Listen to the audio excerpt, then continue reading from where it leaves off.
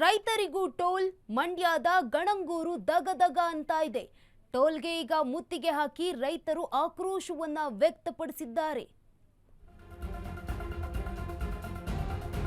ಟೋಲ್ಗೆ ಮುತ್ತಿಗೆ ಹಾಕಿ ರೈತರಿಂದ ಆಕ್ರೋಶ. ಟೋಲ್ ಸ್ಟಿಕ್ಗಳನ್ನ ಮುರಿದು ರೋಷಾವೇಶ. ಟೋಲ್ ಬ್ಯಾರಿಕೇಡ್ಗಳನ್ನೇ ಮುರಿದಿದ್ದಾರೆ ರೈತರು. ಮಂಡ್ಯ ಗಣಂಗೂರು ಟೋಲ್ನಲ್ಲಿ ರೈತರ ಧರಣಿ. ಕಾನೂನು ಬಾಹಿರವಾಗಿ ಟೋಲ್ ವಸೂಲಿ ಮಾಡ್ತಿದ್ದಾರೆ ಅಂತ ಆರೋಪವನ್ನ ಕೂಡ ಮಾಡಿದ್ದಾರೆ. ಕೃಷಿ ಉತ್ಪನ್ನ ಸಾಗಿಸುವ ವಾಹನಗಳಿಗೆ ಟೋಲ್ ಬೇಡ, ಪಂಜಾಬ್ ಮಾದರಿಯಲ್ಲಿಯೇ ಇಲ್ಲೂ ವಿನಾಯಿತಿ ನೀಡಿ ಅಂತ ಹೇಳ್ತಿದ್ದಾರೆ. ರೈತರು ಆಗ್ರಹಿಸುತ್ತಿದ್ದಾರೆ. ರೈತರು ಭೂಮಿ ಕೊಟ್ಟಿದ್ದಕ್ಕೆ ಬೆಂಗಳೂರು ಮೈಸೂರು ರಸ್ತೆಯಾಗಿದೆ. ಈಗ ರೈತರ ವಾಹನಗಳಿಗೆ ಟೋಲ್ ಕಟ್ಟಿ ಅಂದ್ರೆ ಹೇಗೆ ಅಂತ ಪ್ರಶ್ನೆಯನ್ನ ಮಾಡಿದ್ದಾರೆ ಅನ್ನದಾತರು. ಟೋಲ್ ವಸೂಲಿ ಮಾಡುವುದಕ್ಕೆ ತೀವ್ರ ವಿರೋಧವನ್ನ ಕೂಡ ವ್ಯಕ್ತಪಡಿಸ್ತಾ ಇದ್ದಾರೆ ರೈತರು. ರಾಷ್ಟ್ರೀಯ ಹೆದ್ದಾರಿ ಪ್ರಾಧಿಕಾರದ ವಿರುದ್ಧ ಘೋಷಣೆಯನ್ನ ಕೂಗಿದ್ದಾರೆ ಧರಣಿಯಲ್ಲಿ. ಟೋಲ್ ಕಟ್ಟಬೇಡಿ ಅಂತ ವಾಹನ ಕಳಿಸುತ್ತಿರುವ ರೈತರು. ಪ್ರತಿಭಟನಾಕಾರರ ಮನವೊಲಿಸುತ್ತಿದ್ದಾರೆ ಪೊಲೀಸರು.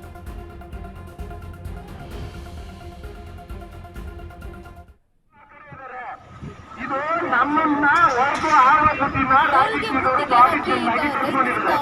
ಅದಕ್ಕೆ ನಾವು ಏನ್ ಮಾಡ್ಬೇಕಾಗಿದೆ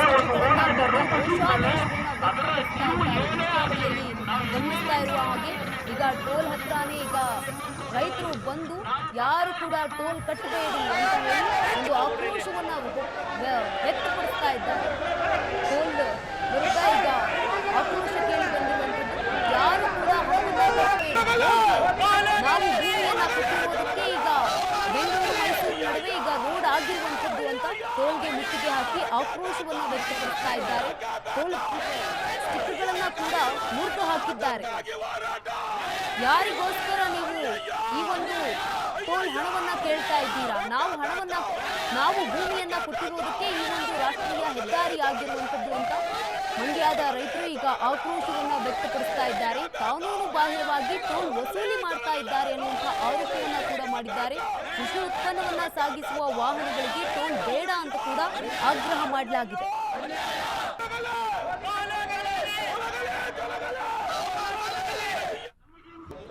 ಎಷ್ಟು ಜನ ಇವತ್ತು ರಾಷ್ಟ್ರೀಯ ಹೆದ್ದಾರಿ ಪ್ರಾಧಿಕಾರದಲ್ಲಿ ಪ್ರಾಣವನ್ನ ಕಳ್ಕೊಂಡ್ರು ಅಂತ ಲೆಕ್ಕ ಕೊಡ್ಬೇಕಾಗಿದೆ. ಈಗ ನಮ್ಮ ಕೃಷಿ ಭೂಮಿಯನ್ನ ಅತಿ ಹೆಚ್ಚು ಭೂಮಿ ಕಳ್ಕೊಂಡಂತ ಜಿಲ್ಲೆ ಜನ ನಾವು.